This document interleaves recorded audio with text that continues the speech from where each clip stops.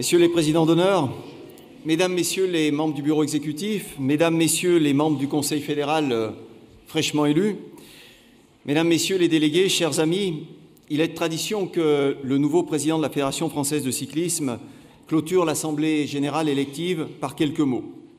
Grâce à vous, grâce à votre soutien, cet honneur me revient aujourd'hui. Tout naturellement, j'aimerais débuter mon propos par des remerciements. Je souhaite remercier tous les délégués de nos comités régionaux, de métropole et d'outre-mer, de nos comités départementaux présents ici aujourd'hui. Merci à vous tous pour votre très large soutien, pour votre confiance, auquel je suis particulièrement sensible.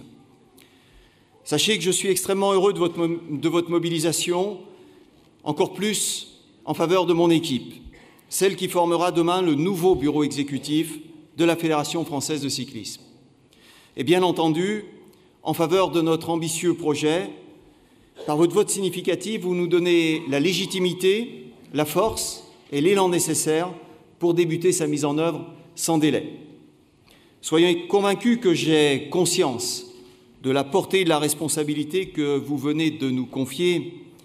Je sais que les enjeux sont d'une extrême importance pour vous, pour vos comités régionaux, pour vos comités départementaux, de métropole et d'outre-mer. Pour les clubs également, les clubs que nous représentons, pour tous nos athlètes, pour toutes nos disciplines qui seront chacune d'entre elles associées à notre démarche, pour toutes les familles de notre sport, que celles-ci soient amateurs ou professionnelles, compétitrices ou organisatrices, pour notre ministère de tutelle évidemment et pour tous nos partenaires institutionnels et privés. À partir d'aujourd'hui et pour les 4 années à venir, j'assumerai en toute sérénité ma nouvelle responsabilité et je saurai défendre les intérêts du cyclisme français et de tous ses acteurs. Auprès de vous, je me suis engagé à être un président disponible, à l'écoute, toujours prêt à échanger et à débattre. Je le serai. Je serai aussi déterminé à mener à bien notre projet et à conduire les réformes incontournables qui en découlent, soyez-en certains. Je profite de ce moment pour adresser évidemment toutes mes félicitations aux membres du Conseil fédéral que vous venez d'élire. Je souhaite tout particulièrement la bienvenue à ceux nombreux, je devrais dire d'abord celles, avant ceux peut-être, celles et ceux nombreux, qui entament aujourd'hui un premier mandat fédéral. Je formule le vœu que nous trouvions rapidement une complémentarité efficace et qu'ensemble, nous nous engagions dans une gouvernance dynamique et forte de notre fédération. Vous l'aurez certainement compris, je ne suis pas un solitaire, mais plutôt un solidaire. Je travaille avant tout en équipe. Je souhaite d'ailleurs remercier ceux qui m'ont entouré, aidé, soutenu dans la construction de notre nouveau projet fédéral. Je soulignerai le rôle déterminant de l'équipe qui constitue aujourd'hui l'exécutif de notre fédération. Je les remercie déjà pour leur action à mes côtés et surtout pour leur forte implication dans les jours, les mois et les années à venir. Soyez certains qu'ils connaissent l'exigence qui sera la mienne dans la mise en œuvre de nos actions. J'ai aussi une pensée particulière pour mes amis rhône-alpins qui m'ont apporté finalement la confiance nécessaire pour prétendre à cette nouvelle fonction. Et puis j'adresserai un remerciement plus personnel à mon employeur, le groupe Éduservice, qui a su accepter mon projet associatif et adapter en conséquence mes fonctions et mon emploi du temps. Après les remerciements, naturellement, un hommage. Je souhaite rendre un hommage appuyé à toutes ces générations de dirigeants de clubs, de comités, de la fédération, qui, par leur travail, ont forgé notre sport et ont fait de la France la première nation de cyclisme. En particulier, je voudrais faire ressortir ici le talent des présidents de la Fédération française de cyclisme qui se sont succédés, comme en témoignent les apports de nos présidents d'honneur présents dans cette salle aujourd'hui. Merci à vous, Daniel Ball, merci à vous, Jean Pitalier, pour tout ce que vous avez construit dans le passé et dont on profite aujourd'hui. Bien évidemment, je souhaite aussi rendre un hommage très appuyé à David Lappartient. David a su, bien évidemment, par son talent, son charisme, son énergie, son sens de la communication, faire rayonner la Fédération française de cyclisme auprès de nombreux acteurs, tant sur la scène nationale que sur la scène internationale. Avec le Vélodrome de Saint-Quentin en Yvelines, son action a permis à notre Fédération française de cyclisme de bénéficier d'un outil olympique qui pourrait placer, croisons les doigts, en 2024, le siège de notre fédération au centre des très désirés Jeux olympiques. C'est un outil de premier ordre dont disposent nos athlètes, nos cadres techniques, et nous mettrons toute notre énergie à faire fructifier cet héritage. Mais l'action de David Lappartient, ce sont aussi des combats menés à l'international pour défendre, pour promouvoir, au nom de la France, la vision d'un cyclisme éthique appuyé sur l'authenticité de ses valeurs et de son histoire. La Fédération française de cyclisme soutiendra sans l'ombre d'une hésitation l'action du président de l'Union européenne de cyclisme et peut-être, l'avenir nous le dira, du candidat et pourquoi pas du futur président de l'Union cycliste internationale. Et nous soutiendrons cette démarche en cultivant l'idée que, dans le concert complexe des cultures et des visions multiples du sport et du cyclisme, la voix de la France doit continuer à être portée et à être entendue. Je voudrais à ce stade faire une toute petite parenthèse et vous demander, à vous tous délégués, de promouvoir, on va dire comme ça, au rang de président d'honneur par votre acclamation, David Lappartient, au regard de l'ensemble de son action et de son bilan extraordinaire.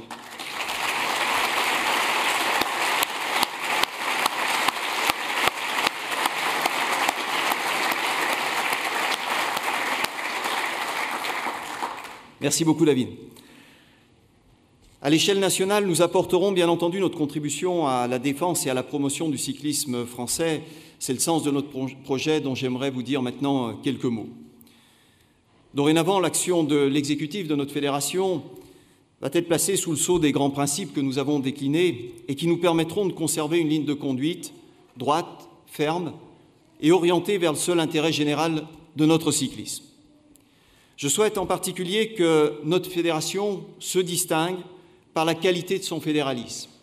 Un fédéralisme fruit d'une gouvernance ouverte, faite de consultations et d'échanges entre les différents acteurs, un fédéralisme attractif, tourné vers tous les sympathisants du vélo, dont certains aujourd'hui savent parfois à peine que nous existons et encore moins ce que nous faisons.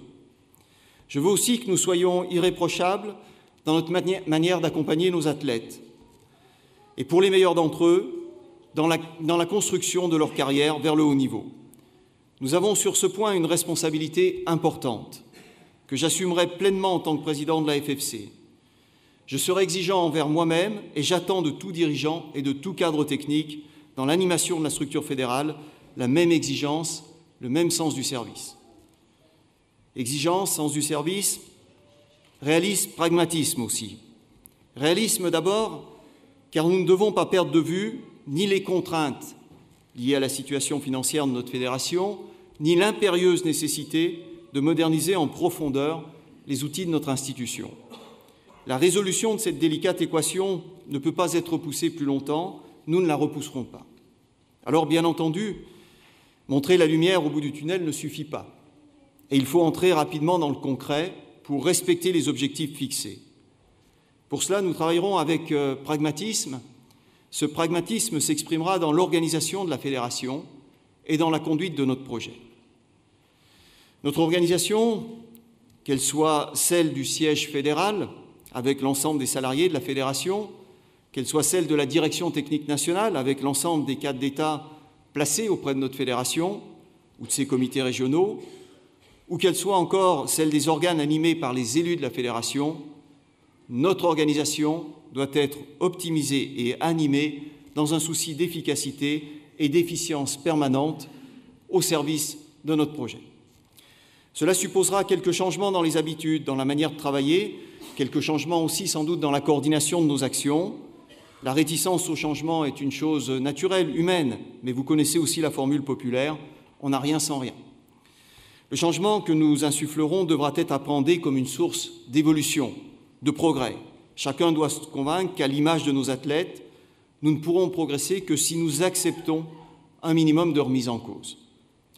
Vous pouvez compter sur une détermination sans faille de ma part pour provoquer ce changement dans le respect de chacun et en veillant à trouver une place dans notre dynamique à toutes les femmes et à tous les hommes de bonne volonté, prêts à faire profiter de leur énergie et de leurs compétences notre fédération. La priorité des priorités concerne pour moi le projet sportif. Nous avons à imaginer une structuration de la direction technique nationale capable de nous donner très rapidement des garanties sur des dossiers de fond, avec en premier lieu des réponses à apporter à nos besoins de formation. La Fédération française de cyclisme mérite d'être dotée d'un institut de formation qui englobe l'ensemble de nos besoins de transmission de compétences. Cet institut doit pouvoir s'appuyer sur des technologies modernes qui rendent accessibles au plus grand nombre, d'une manière la plus large géographiquement, nos parcours de formation. Nous devons aussi revigorer le vivier des éducateurs, qui s'est terriblement affaibli. Ce vivier est indispensable à un accueil qualitatif au sein de nos clubs. Au-delà, nous avons à imaginer comment créer une culture écrite de la transmission de nos savoir-faire techniques. Nous préparerons l'avenir et tous les champions de demain en nous organisant pour que la somme d'expériences accumulées par nos experts, tout en haut de la pyramide sportive, redescende de manière concrète et structurée jusque dans nos régions, jusque dans nos départements, jusque dans nos clubs. Notre projet sportif, c'est évidemment aussi et avant tout la performance de nos athlètes. Sur ce point, je veux que nous puissions imaginer agir dans différentes directions. D'abord, la concertation entre les structures de haut niveau, professionnelles ou non, qui abritent nos athlètes dans bon nombre de disciplines, et notre encadrement fédéral doit être conforté et systématisé, et ce, afin que la mutualisation de moyens soit possible et apporte un mieux-être à nos athlètes. Nous devons ensuite nous positionner sur la meilleure manière d'appréhender le management de nos compétiteurs. La société évolue, les attentes des jeunes sportifs aussi, elles changent, c'est naturel, c'est à nous de nous adapter. C'est à nous de faire en sorte que notre manière d'aborder ces collectifs de haut niveau soit la meilleure possible et permette d'optimiser la performance. Nous devons cela à nos athlètes. Ce sujet concerne au premier rang la fédération elle-même, avec l'activité piste qui est à demeure. Inutile de se voiler la face, nous avons là un vrai sujet avec une organisation qui reste à reconstruire et avec une difficulté certaine à associer autour du sprint les compétences qui sont celles exigées par cette discipline de pointe. Nous devons aussi construire une organisation et une répartition des rôles au sein de la direction technique nationale qui fasse en sorte que l'expérience acquise au contact du haut niveau soit mise au service de tous et en particulier de nos clubs. Là encore, il s'agira de faire disparaître au fil du temps cette césure qui est apparue progressivement entre la strate nationale et la strate régionale. Notre action passera naturellement, le calendrier en a décidé, par la désignation d'un sélectionneur de l'équipe de France sur route, en remplacement de Bernard Bourreau, dont il convient de souligner et saluer l'engagement au service de notre sport. Ce choix, comme je l'ai annoncé, je le ferai en étroite relation avec la Ligue nationale du cyclisme et son président, Marc Madiot. Le nouveau sélectionneur devra être reconnu pour ses qualités de manager, pour sa science de la course, et surtout, il devra être porteur d'une ambition forte, d'une ambition à la hauteur du talent de nos coureurs professionnels. Nous avons, je crois, le potentiel, grâce à une nouvelle génération, quel que soit le terrain, de présenter des équipes de France capables de conquérir des titres européens, des titres mondiaux. Nous devons l'affirmer, nous devrons l'assumer. Projet sportif donc, mais aussi modernisation de nos outils.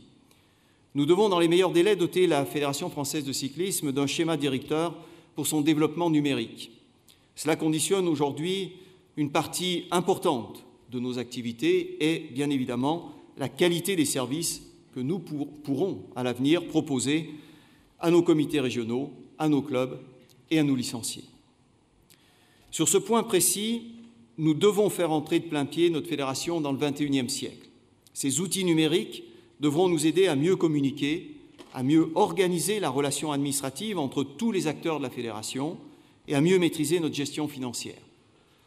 C'est certes un investissement, mais si le projet est bien conduit, c'est aussi un levier important pour rationaliser nos activités et générer des économies de moyens.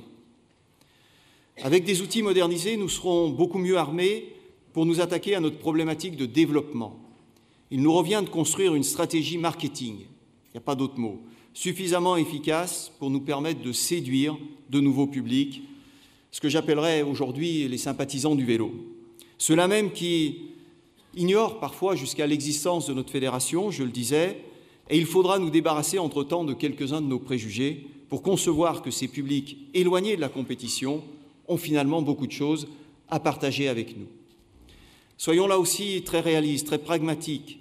Seul un élargissement conséquent de notre base nous permettra de nous affranchir de nos difficultés financières et nous amènera à ce que la FFC soit plus largement reconnue pour l'intérêt qu'elle peut présenter. C'est un sujet sur lequel nous partagerons naturellement nos envies de développement avec des entreprises qui voient clairement le potentiel que peut représenter ce marché. Vivons cela comme une opportunité, sachons construire des partenariats intelligents, novateurs, assis sur des stratégies gagnant-gagnant. Ce nouvel horizon ne me fait pas oublier le travail de fond, celui qui est à la base même de nos activités et qui, jour après jour, par une animation réussie dans nos clubs, dans nos comités et à la fédération, doit assurer le bon fonctionnement de nos activités et conforter l'ensemble de nos actions. Ce travail de fond, nous l'organiserons en animant 6 plans majeurs qui se dérouleront tout au long de la mandature. Le plan fédéral de développement et d'animation, la plateforme fédérale de développement des services, le plan fédéral de performance, le plan fédéral de féminisation, le plan fédéral de formation et puis, bien sûr, très important, le plan fédéral de protection de la santé.